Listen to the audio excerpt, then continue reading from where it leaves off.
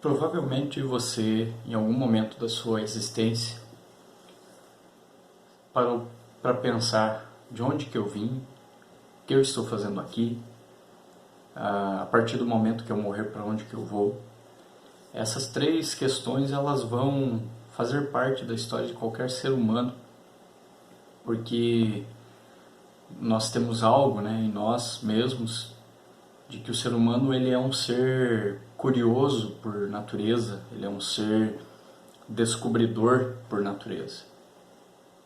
Um ser que está aqui na criação, faz parte da criação e procura sempre saber o motivo, a razão do porquê das coisas.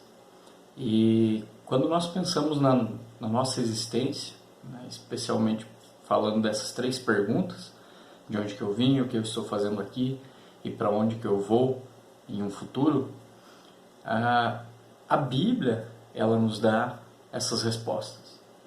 Porque a Bíblia é um livro que revela a forma como o homem, a humanidade, homem e mulher, foram criados, foram formados por Deus. A Bíblia revela que Deus é quem criou o ser humano. Então, de onde o ser humano veio, a origem do ser humano, ela é uma origem divina, no sentido de que um ser divino nos criou. E Deus ele nos cria com o propósito de dar honras a Ele aqui na Terra, trazer glórias ao seu nome. O que é isso, Dar honra, trazer glórias.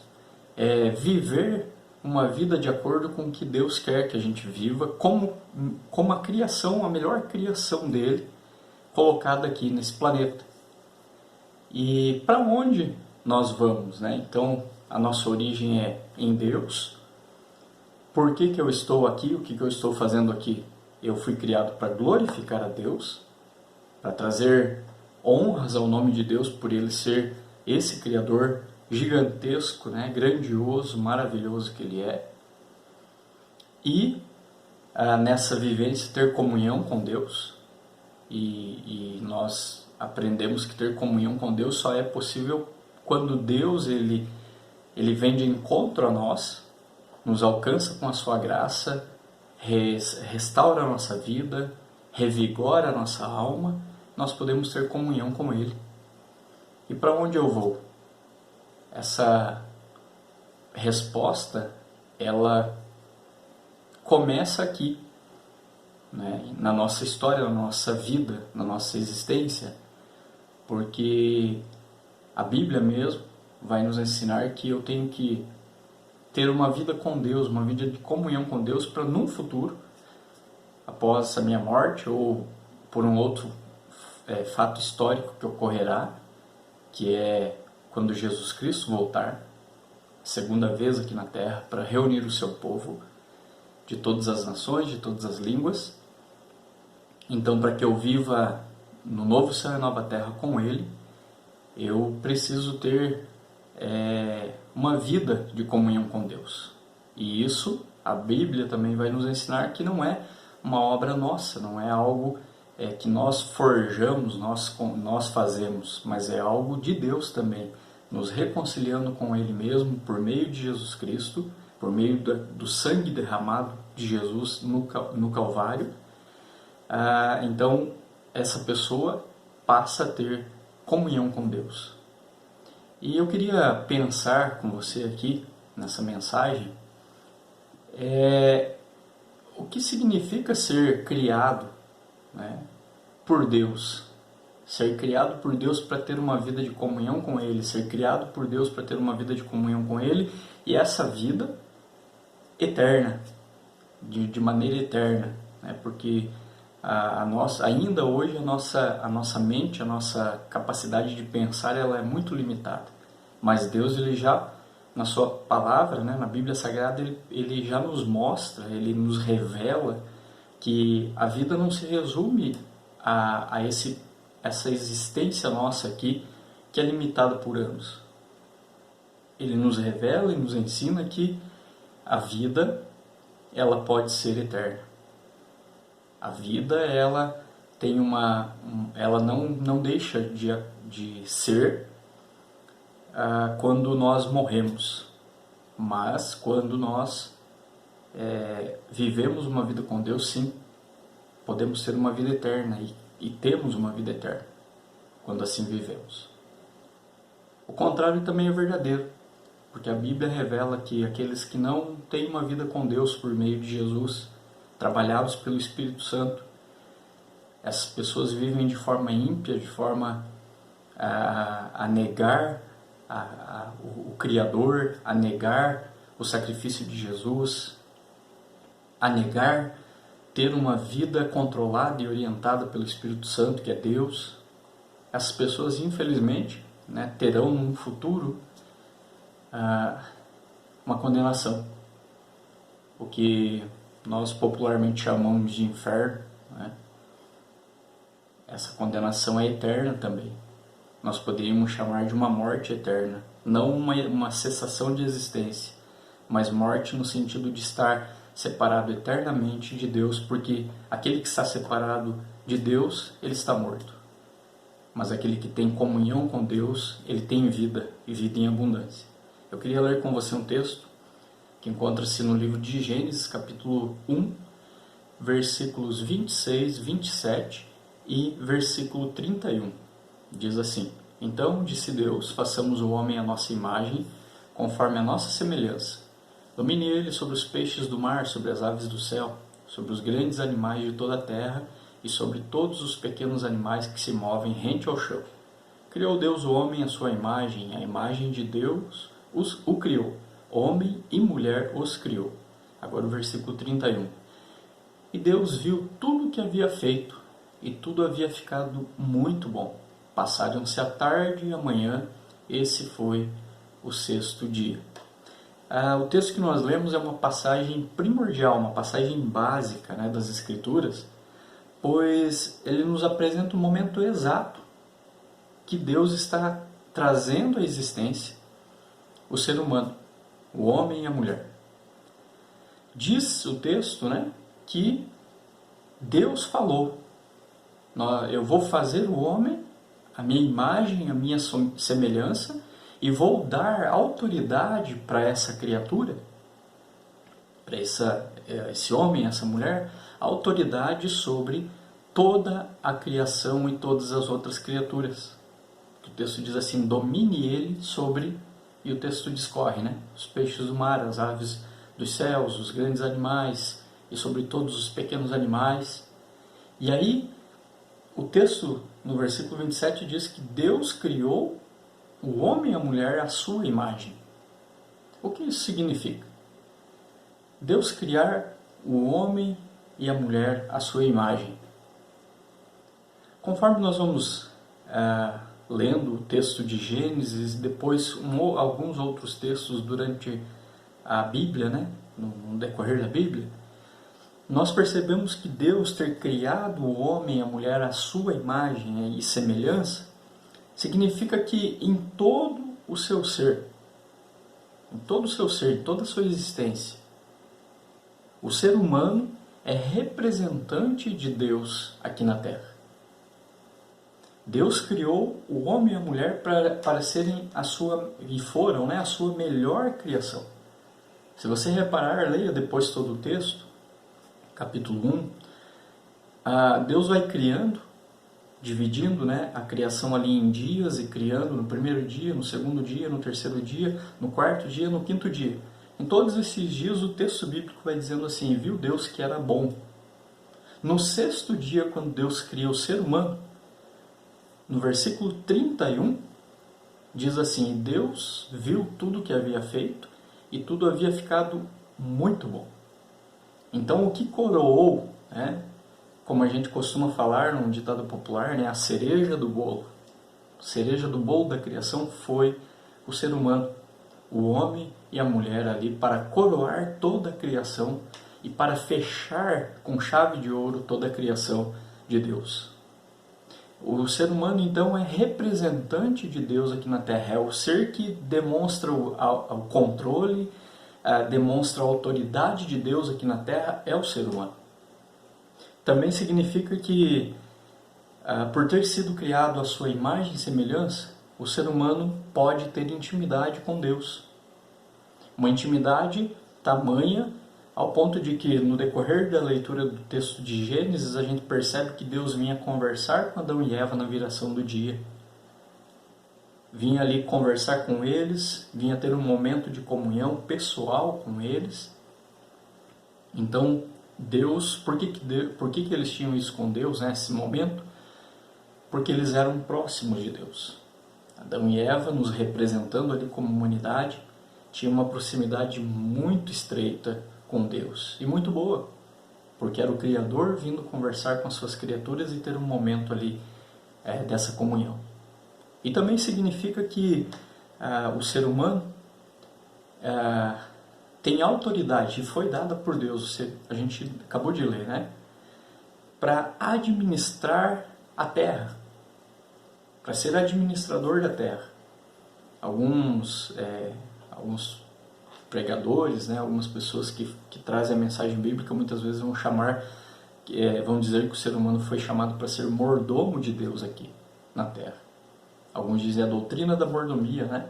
E não está correto, né? Não está equivocado esse termo, porque de fato o ser humano foi deixado aqui como alguém representando Deus e alguém que foi dada a autoridade para cuidar daquilo que não é seu, para cuidar de algo que é de Deus, a criação.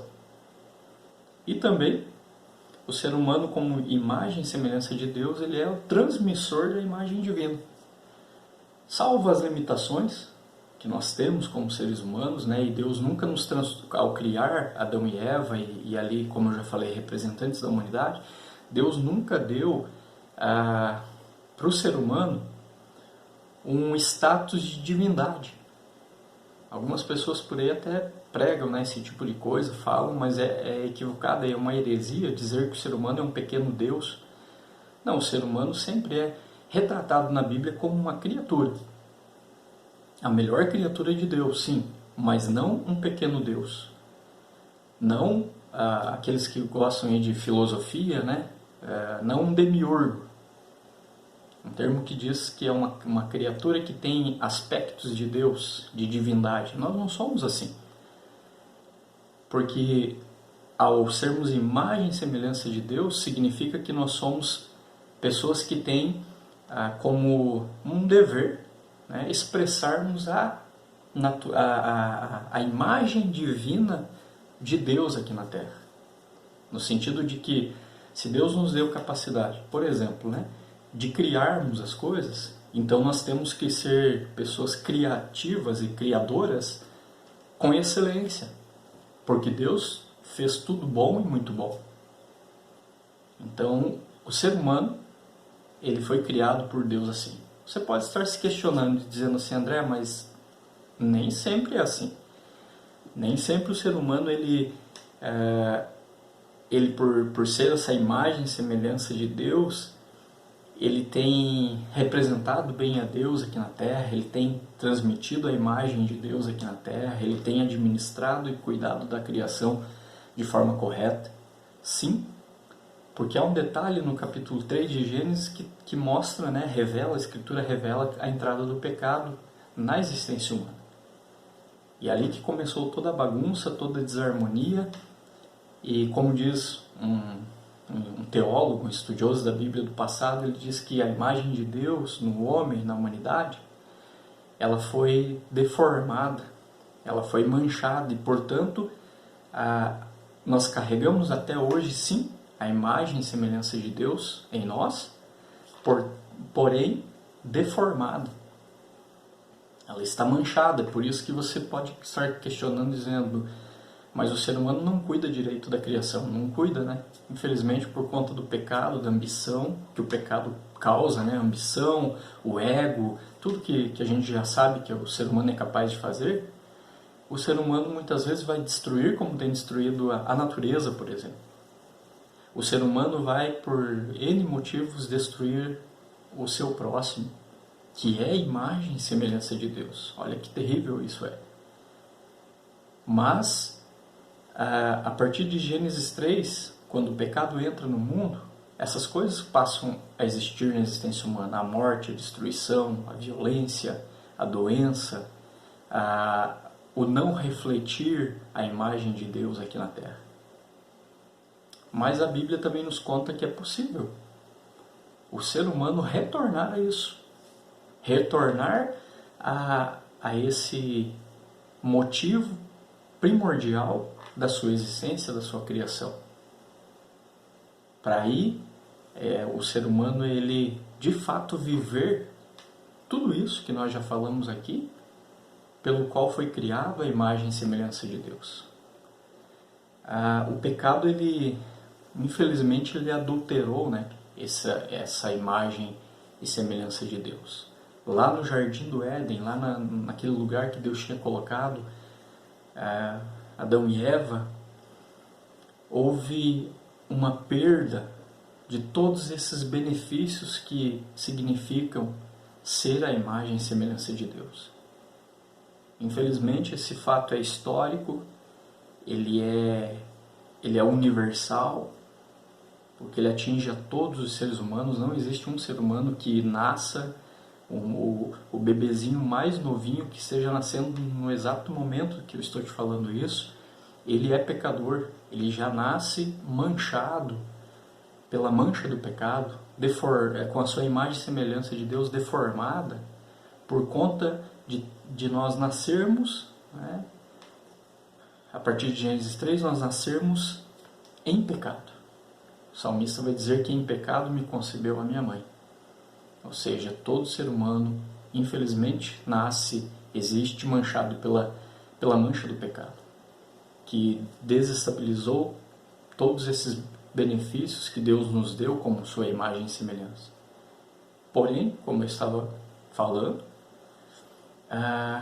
Deus, por ter preservado a sua imagem e semelhança no homem, ele, através de Jesus, mostra ao ser humano que há um modelo perfeito da sua imagem.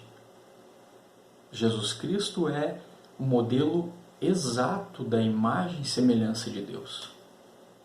Ele sendo Deus, ele tendo se encarnado em nosso meio, ele tendo nascido como um bebê, ele tendo existido como uma criança, um adolescente, um jovem.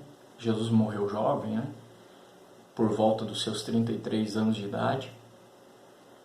Mas Jesus nos deixa um modelo de como nós podemos ter,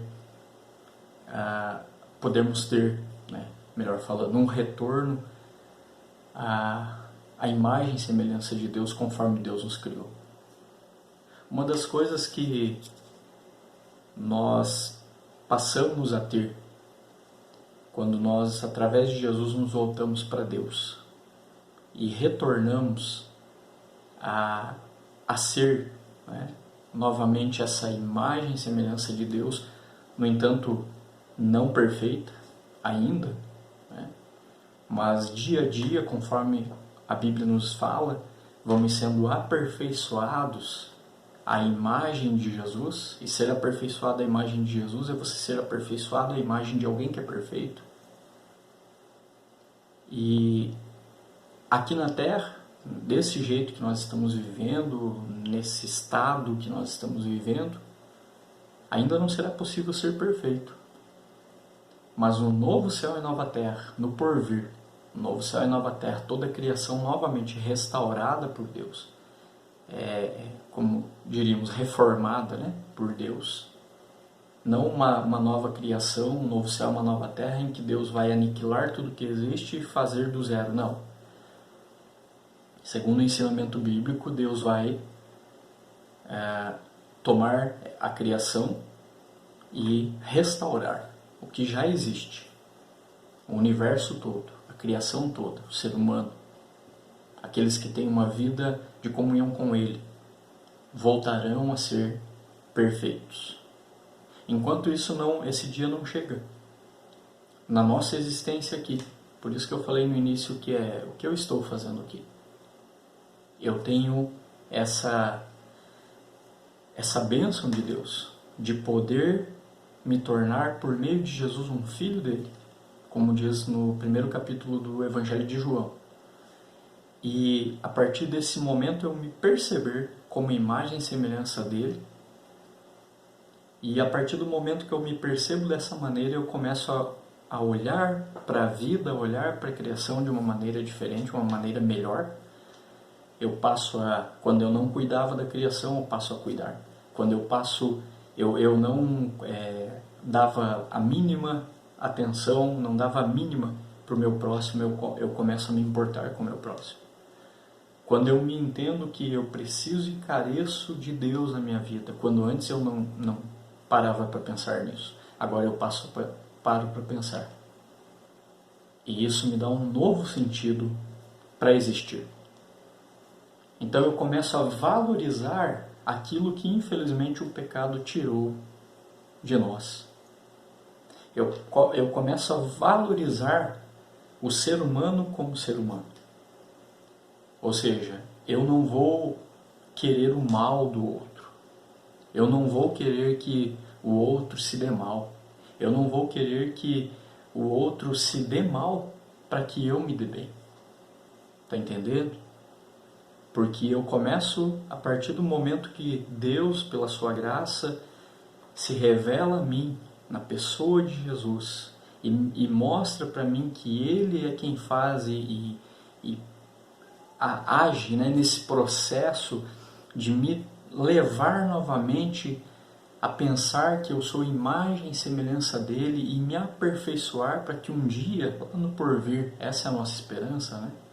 Como cristãos, como filhos e filhas de Deus, discípulos e discípulas de Jesus, eu passo então a pensar de maneira diferente, passo a valorizar o outro. Nós vemos, por exemplo, um descaso com a vida humana. Você assiste noticiários, você abre sites na internet em que muitas trágicas notícias a gente lê, né, ou ouve. Mães que jogam os seus bebês no lixo. Nós poderíamos traduzir esse triste momento, terrível momento, em pensar que alguém que é a imagem e semelhança de Deus está jogando alguém que também é a imagem e semelhança de Deus no lixo para morrer, para poder apodrecer ali. Deus nunca quis isso. Deus nos criou para nos amarmos, para nos respeitarmos, para termos comunhão uns com os outros, assim como temos com Ele. Como às vezes a gente diz, né? Você ter uma comunhão na vertical com Deus, ela vai refletir na sua comunhão horizontal com os demais.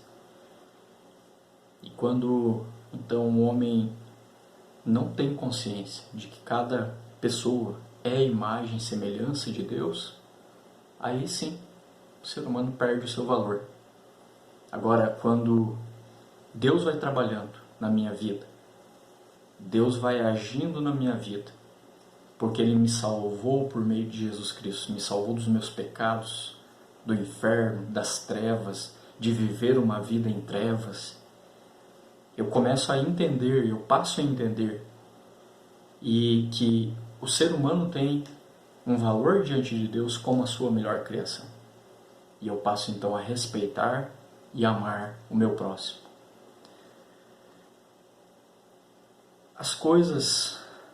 As demais coisas, sejam elas materiais, físicas, elas perdem o seu valor, aquele valor que a gente dá muitas vezes acima do ser humano.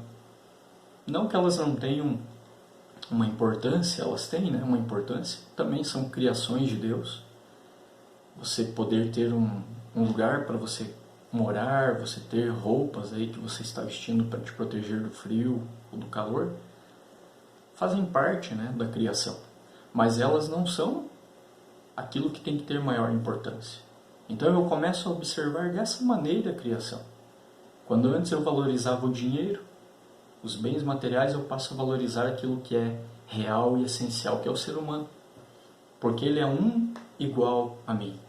Eu não sou melhor que ele porque eu tenho eu tenho um salário melhor, eu ganho um pouco mais que ele, porque eu sou X profissão e ele é Y profissão. Não, eu passo a olhar ele como ser humano, como um igual a mim, carente do amor de Deus da mesma forma como eu sou, carente da graça de Deus da mesma forma como eu sou. E eu passo a dar o real valor para o ser humano, aquele valor que Deus deu quando nos criou, ou seja, a sua melhor criação. Jesus, ele teve um momento no seu ministério em que ele se encontra com uma mulher chamada mulher samaritana, né? Uma mulher lá da região da Samaria.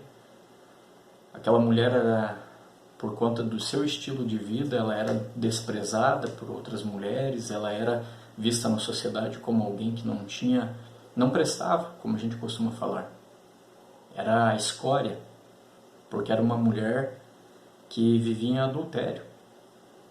Ela vivia ora com um homem, ora com outro, e era uma bagunça a sua vida emocional, afetiva. E quando Jesus ele se encontra com essa mulher, ele se compadece dela, e ele diz para ela que ele tinha uma água que dessedentaria ela para sempre. Que aquela água que ela estava buscando ali era algo temporal, algo passageiro, algo que era só por um momento, mas que ele daria para ela água que dessedentaria ela para sempre, porque Jesus estava falando de que ela precisava mudar de vida, se voltar novamente para Deus e ter a sua vida restaurada, para que ela pudesse de fato viver, não como um lixo, como as pessoas a consideravam, mas como alguém importante para Deus, alguém que carregava em si, como nós carregamos a imagem e semelhança de Deus.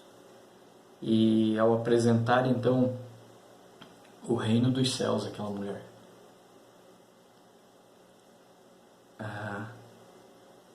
Jesus dá para ela uma nova perspectiva de vida.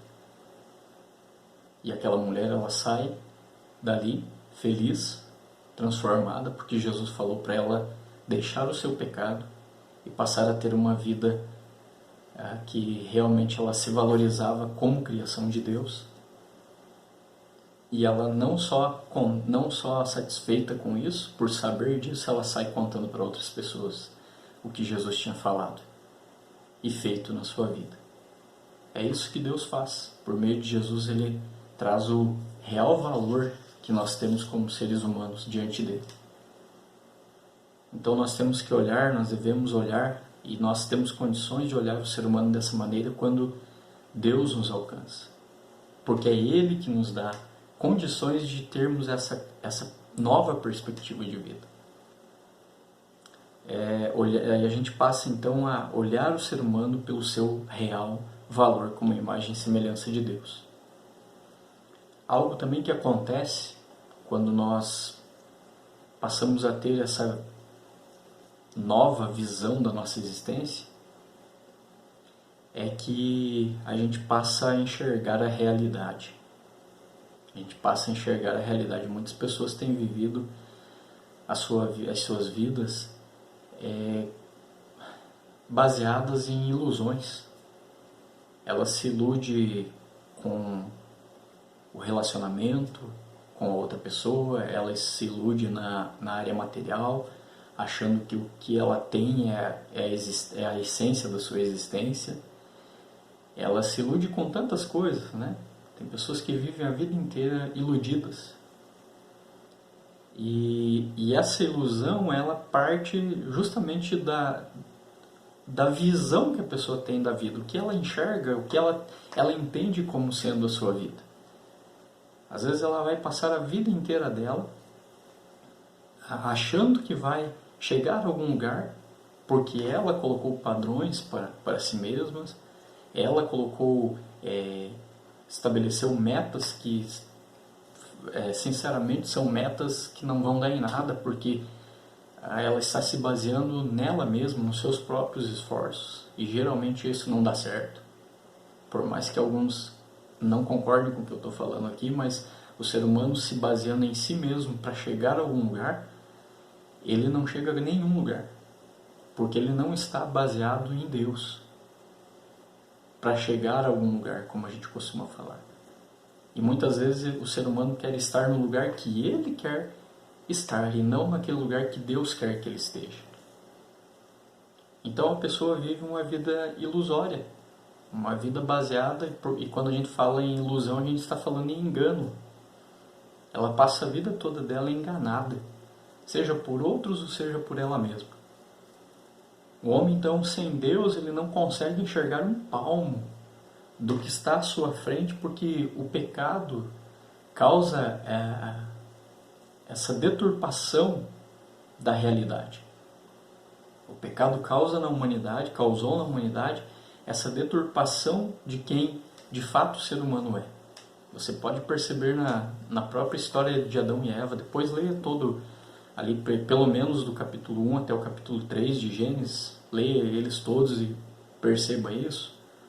Deus os cria, Deus diz para eles que eles viveriam com alegrias, em delícias, em prazer, porque a palavra Éden significa prazer ou delícia, e eles preferem comer do fruto chamado proibido e achando que estariam vivendo a realidade da vida, quando Deus havia dito para eles: não comam, porque no dia que vocês comerem vocês morrerão, vocês deixarão de ter comunhão comigo. Porque ao ser humano, sem Deus, basta um punhado de prazer, um momento de alegria passageira, momentânea, e a vida prossegue. Mas infelizmente, o ser humano vivendo dessa maneira, não olhando para o real sentido da sua existência, lá no final, lembra das 3 perguntas? De onde que eu vim, onde é que eu estou, o que eu estou fazendo aqui e para onde que eu vou? Lá no final, para onde ele irá? Sem Deus, infelizmente é um lugar onde ele terá que arcar com as consequências das suas más obras e ele terá que sofrer as mazelas da condenação eterna. Mas em contraponto a isso, quando o homem, a humanidade, se encontra em Deus, ele começa a enxergar a realidade de fato. E você, como uma pessoa que teme a Deus e que tem comunhão com Deus, agora você passa a ter e a fazer sentido para a sua vida. Você passa a enxergar a vida pela realidade, não por uma ilusão. Você vai olhar o mundo à sua volta por um outro prisma, o da verdadeira realidade. Você vai ver as coisas, você vai passar a enxergar as coisas, a enxergar as situações, os eventos da vida, as pessoas que estão ao seu redor, as pessoas que você tem contato, relacionamentos, de forma real. Há um ensino, né, na teologia, que quando o ser humano ele foi criado por Deus, ele foi criado e Deus deu a ele 3 mandatos.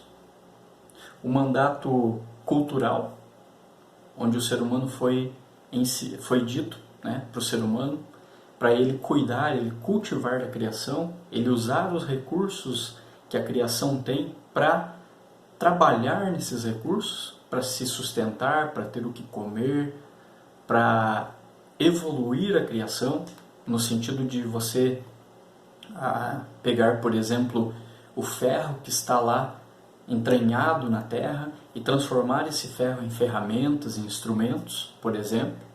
Esse tipo de evolução, né?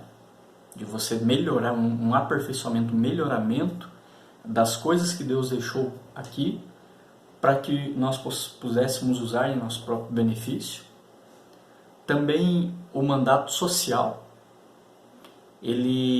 onde o ser humano ele tem essa carência de se relacionar com as pessoas e valorizar as pessoas como seres humanos. E o mandato espiritual, em que o ser humano na sua alma ele necessita ter comunhão com Deus. E é justamente no mandato social que a gente passa a perceber as demais pessoas como quem realmente elas são, na realidade. A gente passa a valorizar, como eu falei anteriormente, o ser humano como ele é, a imagem e semelhança de Deus. Então isso é viver uma vida de realidade. E uma outra, eu poderia chamar um benefício, né? Um outro benefício que nós temos quando nós passamos a nos enxergar como imagem e semelhança de Deus, novamente, é que nós encontramos direção. Quando Adão e Eva foram criados por Deus, ali o texto diz, né, que Deus deixou sobre Adão e Eva a autoridade, domínio sobre toda a criação. E infelizmente, quando o pecado entra na existência humana, esse domínio ele perde a sua direção. É por isso que muitos, para terem coisas, eles se aproveitam do outro, por exemplo. Você vê pessoas até nos dias de hoje, né, escravizando outros para terem benefícios materiais. Ou tentando chegar a algum lugar, algum lugar na sua profissão, né, a despeito do que o outro vai passar. Se o outro vai se dar mal, não estou nem aí. Eu tenho que me aproveitar da situação para chegar lá onde eu quero. Então esse domínio, essa autoridade que Deus deu de domínio sobre a criação, ela perdeu a direção. Porque o ser humano, ao invés de direcionar a sua vida, a vida dos demais, a vida da criação, de uma forma correta, honesta, justa, ele passou a fazer tudo o contrário. Passou a direcionar a sua vida, a sua existência de uma forma desonesta, corrupta, injusta. Por exemplo, em algum momento você está numa determinada situação em que você pode se aproveitar do outro. O que você faz? Seja sincero. É a antiga ilustração do troco errado, né? Você vai no supermercado, a pessoa, o caixa ali que está te atendendo dá um troco errado, te passa um valor a mais, o que você faz? Se devolve, você fica para você achando que se deu bem. Às vezes você e eu, né, podemos incorrer nesse pecado de nos beneficiarmos de R$5, que seja R$10 a mais, e acharmos que ganhamos o dia. Que terrível, que triste isso, né? O ser humano estabelecer padrões para ele mesmo, para a sua vida, em que ele precisa se aproveitar do outro para se dar bem, para chegar a algum lugar. Isso é viver desfocado daquilo que Deus quer que a gente viva, é perder a direção da nossa existência. Só em um pequeno exemplo que eu dei aqui. Nesse pequeno exemplo, tão banal, né? Por R$5, às vezes, a pessoa vender a sua dignidade. E a queda da humanidade, ou seja, lá em Gênesis 3, quando o ser humano comete a desobediência, a rebeldia contra Deus, comendo do fruto proibido, trouxe a perda do rumo da vida. O ser humano ficou totalmente sem direção. É por isso que logo em seguida você vai encontrar o primeiro homicídio na terra, onde Caim mata o seu irmão Abel. O próprio irmão é morto por Caim. Vieram da mesma barriga, foram concebidos pelos mesmos pais, e um acaba matando o outro. Você pode ler no texto lá qual foi o motivo. Um motivo banal, um motivo de inveja, um motivo que não tinha, na verdade nunca há motivo, né, para você fazer algo desse tipo, mas não houve um motivo de fato para que Caim pudesse matar Abel. Não foi uma legítima defesa, não foi para defender a sua própria vida. Ele covardemente e de forma gratuita ele violentou o seu irmão, matando ele. Ele cometeu violência contra o seu irmão. Então o ser humano, desde os primórdios, desde ali quando Adão e Eva estavam recebendo a primeira ordem, né, de Deus, dizendo não comam, eles comeram, desobedeceram, e tudo que aconteceu depois, né? Os próprios filhos deles ali, um matou o outro. Mas quando o ser humano é novamente trazido a se enxergar como imagem e semelhança de Deus, ele recebe o benefício da direção de vida, que é dada por Deus mesmo. A todo aquele homem, aquela mulher que ele chama, porque Deus ele nunca destrói a sua criação. Quem faz isso é o ser humano pecador. Mas Deus restaura a sua criação, e com o ser humano não seria diferente. Deus vem e restaura a direção da nossa vida. Por meio de Jesus, Deus vem e traz uma nova direção, uma nova maneira de olhar para a vida, para olhar para o outro. E assim como lá na queda, lá em Gênesis 3, quando houve a queda humana, o ser humano perdeu a direção, em Jesus Cristo Deus retoma essa direção, traz o ser humano de volta ao centro da sua vontade. Como cristãos, seguidores de Jesus Cristo, não apenas cristãos denominacionais com o nome de cristão porque é bonito, não. Cristãos porque seguimos a Jesus Cristo. E muito mais, nos entendemos como imagem e semelhança de Deus. Nós temos como dever mostrar a direção, o caminho para as pessoas, e que pela graça e a misericórdia de Deus, essas pessoas elas venham a se encontrar com Deus por meio de Jesus e assim conhecer os propósitos de Deus para a humanidade. Porque eu sei de onde que eu vim, conforme nós lemos. Deus nos criou. Criou a minha vida, criou a sua vida. Eu sei porque a Bíblia me ensina isso, e se eu não sei, eu preciso aprender na Bíblia o que eu estou fazendo aqui.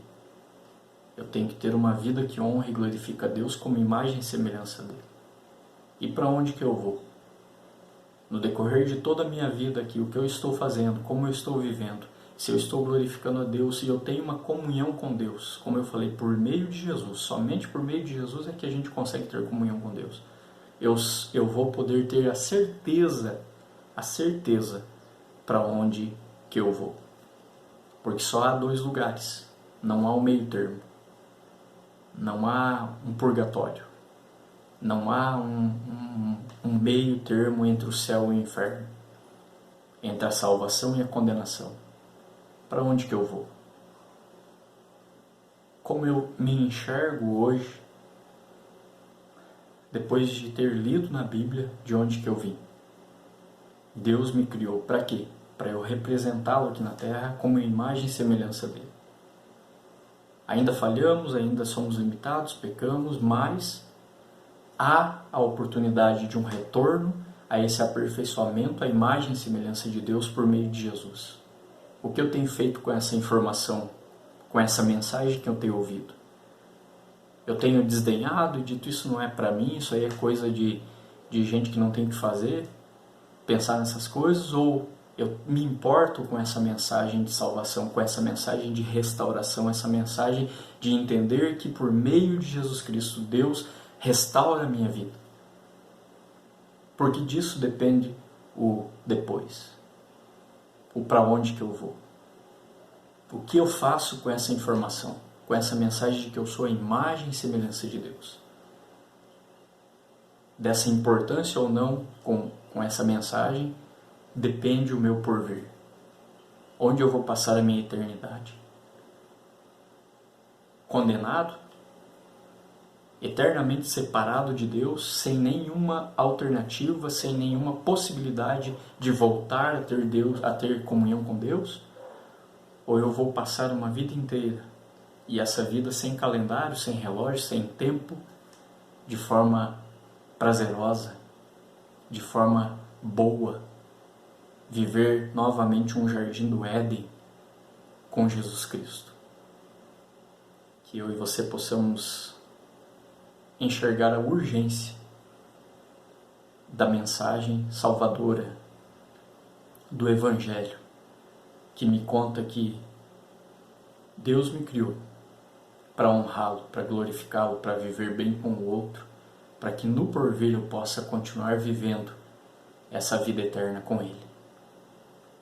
E que nós possamos nos valorizar como seres humanos no sentido de entendermos que somos criação de Deus, a melhor criação, e que o objetivo da nossa vida não é o nosso próprio benefício, o nosso próprio prazer, mas é nos deleitarmos em Deus.